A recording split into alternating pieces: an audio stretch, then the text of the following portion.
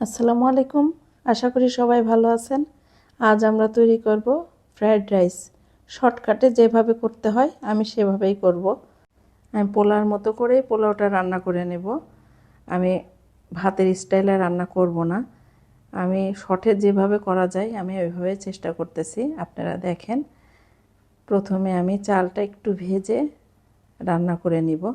আমি আদা রসুনটাও দিব, যেহেতু ফ্রাইড রাইসে একটু রসুন দিতে হয়, এর জন্য আদা রসুন দুইটাই দিব। আমি দিয়ে চালটা একটু ভেজে ভালো মতো রান্না করে নেব। নিয়ে একটু শক্ত থাকতে নামিয়ে রাখবো, তারপরে বাকিগুলা ভেজে নেব। ফ্রায়েড রাইসটা এইভাবে রান্না করলেও কিন্তু মজা লাগে। আমি হঠাৎ করে একদিন পোলার থেকে তুলে আমি এভাবে রান্না করেছিলাম, অনেক ভালো লাগছে। ওই জন্য আমি এইভাবে রান্না করলাম আজকে। তাড়াতাড়ি হয়ে যায়, আবার মজাও হয়। আগে বুঝতাম না, আগে ভাবতাম আগে রান্না করে নিতে হয় ভাতটা। এখন এইভাবে রান্না করি আমি, ভালোই লাগে আমার কাছে। আপনারা একটু ট্রাই করে দেখেন, এইভাবে মজাই লাগবে। আমার ছেলের আবার ফ্রায়েড রাইসটা পছন্দ, ওই জন্য শর্টকাটেই করি এইভাবে। তাড়াতাড়ি হয়ে যায়, কষ্টটাও কম হয়। আজকাল শর্টেই তো সব কিছু করতে ইচ্ছা করে, বেশি কষ্ট করতে ভালো লাগে না।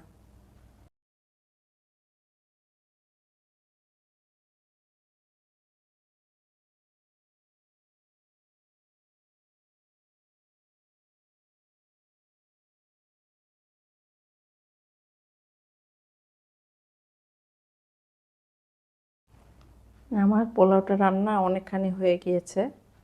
এই অবস্থায় আমি নামিয়ে রাখবো। নামিয়ে রেখে তারপরে একটা কড়াই চুলায় দিয়ে দিব। দিয়ে প্রথমে ডিমটা আমি একটু ভেজে রাখবো। সব কিছু আলাদাভাবেই ভেজে নিব।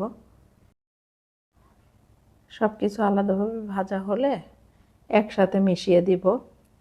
মিশিয়ে দেওয়ার সময় দেখাবো। আমি ডিমটা দিব, ডিমটার সাথে একটু লবণ দিয়ে দিব, আর কিছু দিব না। ফ্রায়েড রাইসে চিংড়ি মাছটা দিলেও ভালো লাগে, তবে আমি চিংড়ি মাছ দিব না। আমি ডিমটা ভাজা হলে মাংসটা দিয়ে দেবো। মুরগির মাংসটা ছোট ছোট করে কেটে রেখেছি, ওটা ভেজে নিব। ওটা আদা রসুন আর একটু গোলমরিচ দিয়ে ভেজে নিব। মাংসটা অনেক শক্ত করে ভাজা যাবে না, একটু হালকা করে ভেজে নিয়ে নামিয়ে রাখবো। মাংসের মধ্যে একটু লবণও দিতে হবে, আমার লবণটা বলা হয় নাই।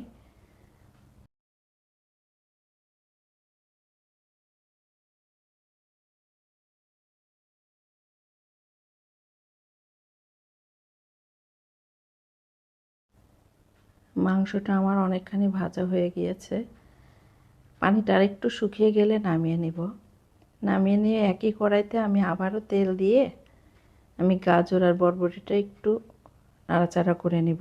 হালকা সিদ্ধ করে রেখেছি তো, অল্প একটু নাড়াচাড়া করে নিলে হয়ে যাবে, বেশিক্ষণ করা লাগবে না নাড়াচাড়া। আমি সবজিগুলোর ভিতরে একটু পেঁয়াজ রসুন কাঁচামরিচ দিয়ে দিব, তাহলে টেস্টটা ভালো আসবে। আমি পোলাওটা নতুন করে তো আর তেলের ভিতর দিব না, যার জন্য এখানে একটু তেলটা বেশি দিয়ে সবজিটা দিয়ে দিব। টেস্ট, যারা এইভাবে ফ্রায়েড রাইসটা রান্না করেননি কখনো, একবার এইভাবে রান্না করে খেয়ে দেখেন, অনেক মজা। এইভাবে ফ্রায়েড রাইসটা রান্না করলে কিন্তু মজাই লাগে। আপনারা একটু রান্না করে খেয়ে দেখবেন, আর কমেন্টে আমাকে জানাবেন কেমন হয়েছে।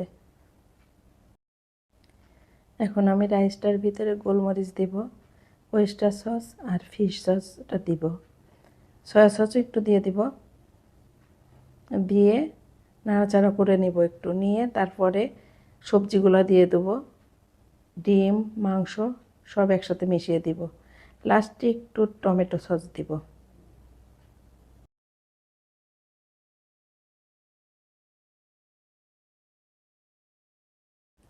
এখন আমি সবজিগুলো ঢেলে দিব। সবজিটা দেওয়া হলে তারপর মাংস আর ডিমটাও দিয়ে দিব। এরপরে নাড়াচাড়া করে কিছুক্ষণ ঢেকে রাখবো, তাইলে গন্ধটা পুরা ছড়িয়ে যাবে, তখন ফ্রায়েড রাইসটা পুরাপুরি হয়ে যাবে। আর এইভাবে ফ্রায়েড রাইসটা রান্না করলে অনেক মজা হয়। আমরা বাঙালি বাংলা স্টাইলে রান্না করছি আর কি। চাইনিজ স্টাইলে আমার চ্যানেলে দেওয়া আছে, এটা বাংলা স্টাইলে করলাম আর কি। আমরা বাঙালি তো।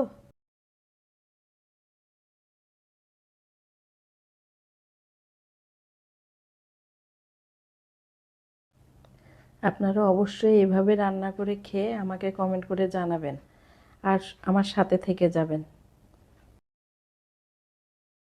অবশ্যই কমেন্ট করে আমাকে জানাবেন।